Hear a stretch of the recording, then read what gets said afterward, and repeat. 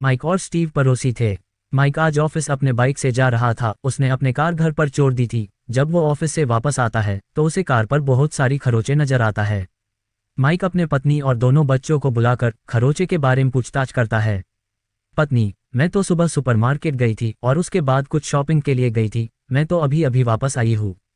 मुझे इन खरोंचों के बारे में कुछ पता नहीं है। बेटी: मैं तो पूरा दिन पढ़ाई कर रही थी। मैं तो अभी बाहर आई आपकी आवाज़ सुनकर और इन खरोंचों को देखा।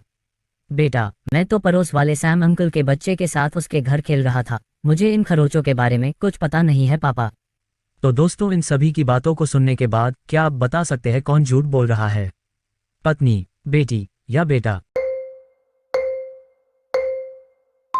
देखिए, पड़ोसी स्टीव के घर में ताला लगा हुआ है तो वो उसके बेटे के साथ कैसे खेल रहा था? मतलब माइक का लड़का झूठ बोल रहा है। खरोंचे उसने ही लगाई है। केन बहुत बुरा और बदमाश बच्चा था और स्कूल में सभी उससे नफरत करते थे। वो दूसरे बच्चों को छेड़ता था और उन्हें लॉकर में बंद कर देता था। उनके सामान भी तोड़ देता था और कभी कभी उनको चोरी भी कर लेता था। टॉम उसके बिहेवियर से बहुत परेशान हो गया था और वो प्रिंसिपल के ऑफिस जाता है। टॉम प्रिंसिपल से कहता है कि ये घड़ी मेरी है, केन ने मेरी घड़ी चुरा ली थी और अब वापस नहीं कर रहा है। प्रिंसिपल कैन को बुलाता है। केन कहता है, नहीं मैम, ये घड़ी तो मेरी है, मैंने अभी नया ली है। प्रिंसिपल कैन को घड़ी दिखाने के लिए कहता है। दोस्तों, क्या आप ये घड़ी देखकर बता सकते हैं ये घड़ी किसकी है?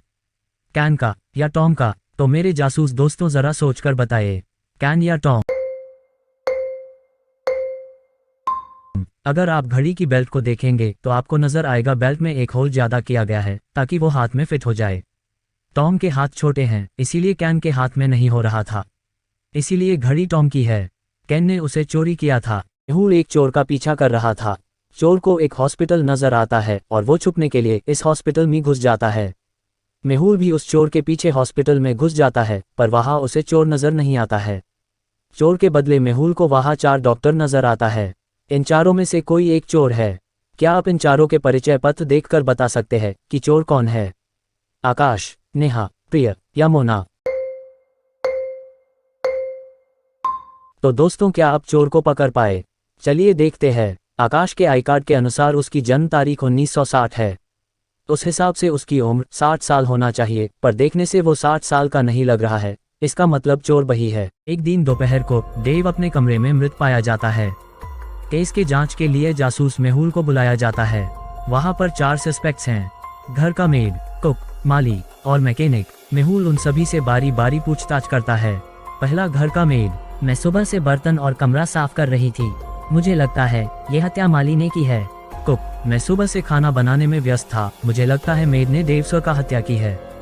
माली: मैं सुबह से बगीचे में काम कर रहा था। मुझे लगता है कुक ने ये हत्या की है। मैकेनिक: डेव सर आज ऑफिस नहीं जा पाए क्योंकि उनकी कार खराब हो गई थी। मैं तो कार ठीक कर रहा था। मैंने कुछ नहीं किया सर। सभी एक दूसरे पर इल्जाम लगा रहे थे। इन चारों के बयानों को सुनने के बाद क्या आप बता सकते हैं कि हत्यारा कौन है? मेड, कुक, माली या फिर मैकेनिक? जरा सोचकर बताइए दोस्तों। देखिए, माली कहता है, मैं सुबह से बगीचे में काम कर रहा था। तो फिर माली के कपड़े इतने साफ और स्वच्छ कैसे है? मतलब वो झूठ बोल रहा है। खून माली ने ही किया है। रिहाना नाम का एक मॉल शहर में नया शुरू हुआ था। कियारा वहां शॉपिंग के लिए जाने का तय करती है। वो बहुत देर तक अपने पति का फोन नहीं उठा रही थी। उसका पति जासूस मेहुल को बुलाता है और उसे बताता है उसकी पत्नी खो गई है। वो सुबह खरीदारी करने गई थी पर अभी तक नहीं लौटी है। जासूस मेहुल कियारा का घर जाता है और वहां मौजूद सभी से पूछताछ करता है। कियारा की बेटी: मम्मी मुझे अपने साथ मॉल लेकर जाने वाली थी, पर उन्होंने आखिरी वक्त में कैंसिल कर दिया और कहा कि वो किसी और के साथ जाने वाली है। मेड: मैं मैडम के साथ मॉल जाने वाली थी, पर मैम ने ये कहकर मना कर दिया कि वो अपने दोस्त के साथ जा रही है। कियारा का पति: सर, मैं अपने ऑफिस में था। कियारा बहुत देर से मेरा फोन नहीं उठा रही थी। मैं तुरंत घर आया। घर में उसे ना पाकर मैंने आपको कॉल किया। कियारा की दोस्त: कियारा ने मुझे कभी भी खरीदारी करने के लिए चलने को नहीं कहा। मुझे इस बारे में कुछ भी जानकारी नहीं है सर। तो दोस्तों, इन सभी की बयानों को सुनने के बाद क्या आप बता सकते हैं कौन झूठ बोल रहा है? कियारा की बेटी, घर की मेड, उसका पति या उसका दोस्त? देखिए, मेड ने कहा था कि वो कियारा के साथ खरीदारी करने रिहाना मॉल नहीं गई थी। तो फिर उसके कमरे में रिहाना मॉल का शॉपिंग बैग कैसे रखा था? यानी वो झूठ बोल रही है। रोम में एक बगीचे में फव्वारे पर एक बहुत सुंदर डॉल्फिन का स्टैचू लगा हुआ था। उस स्टैचू को देखने के लिए बहुत सारे लोग बगीचे में आते थे। एक दिन कोई उस डॉल्फिन स्टैचू को चुरा लेता है। मेहुल का दोस्त ऑफिसर जेम्स बगीचे में ही था। वो तुरंत फव्वारे के पास आता है। उसे 5 लोगों पर शक होता है और वो उनसे पूछताछ करता है। गैरी, मैं तो ऑफिस जाने की जल्दी में था। मैं हमेशा बगीचे के पास से ही गुजरता हूँ क्योंकि उस रास्ते से मेरा ऑफिस नज़दीक है। रेयान, मैं तो यहाँ जॉगिंग करने के लिए आया था। मुझे स्टैच्यू चोरी के बारे में कुछ पता नहीं है सर। हैरी, मैं बगीचे में अपने कुत्ते के साथ खेल रहा था। मैंने स्टैच्यू नहीं चुराया है। रिचर्ड, मैं तो बूढ़ा आदमी हूँ। मैं स्टैच्यू नहीं चुरा सकता। मैंने नहीं चुराया है सर। टॉम, मैं तो अपनी गर्लफ्रेंड का इंतजार कर रहा था। मुझे कुछ मालूम नहीं है। तो मेरे जासूस आर्मी, क्या आप इन 5 को देखकर बता सकते हैं कि चोर कौन है? गैरी, रेयान, हैरी, रिचर्ड या टॉम, जरा सोचकर बताइए दोस्तों। क्योंकि डॉल्फिन स्टैच्यू चुराने के लिए फव्वारे के अंदर जाना पड़ेगा, जिसका मतलब है आपकी पैंट्स गीली हो जाएगी। और टॉम का पैंट्स गीला है, इसका मतलब स्टैच्यू टॉम ने ही चुराया है। एक राजकुमार महाराज भीमसेन के किले में जाता है। महाराज कहते हैं, मेरी बेटी बहुत बुद्धिमान है और मुझे उसके लिए एक बुद्धिमान जीवन साथी की जरूरत है। उससे शादी करने के लिए तुम्हें एक परीक्षा पास करनी पड़ेगी। तुम्हारे सामने 2 दरवाजे हैं। तुमको उनमें से एक दरवाजे के अंदर जाना होगा। एक दरवाजे के पीछे एक ड्रैगन है जो तुमको जिंदा जला देगा और दूसरे दरवाजे के पीछे राजकुमारी है। तुम्हें सही दरवाजा चुनना होगा। इनमें से एक दरवाजा सही था और दूसरा दरवाजा गलत था और उन दोनों दरवाजे पर कुछ लिखा था। पहला दरवाजा, यहाँ राजकुमारी है और ड्रैगन दूसरे कमरे में है। दूसरा दरवाजा, एक कमरे में ड्रैगन है और दूसरे कमरे में राजकुमारी है। क्या आप सही दरवाजा चुनने में राजकुमार की मदद करेंगे? तो बोलिए दोस्तों, पहला दरवाजा या दूसरा दरवाजा? चलिए देखते हैं। अनुमान लगाए कि दरवाजा 1 सही बोल रहा है, तो राजकुमारी दरवाजा 1 के पीछे है और ड्रैगन दूसरा दरवाजे के पीछे है। पर दरवाजा 2 भी सही बोल रहा है। उसका मतलब दोनों दरवाजे सही बोल रहा है, जो कि हो नहीं सकता। इसीलिए राजकुमारी दूसरे दरवाजे के पीछे है। पेरिस में 2 लोगों का अपहरण हो जाता है। 2 महीनों तक पुलिस उन्हें ढूंढने में नाकाम रहती है।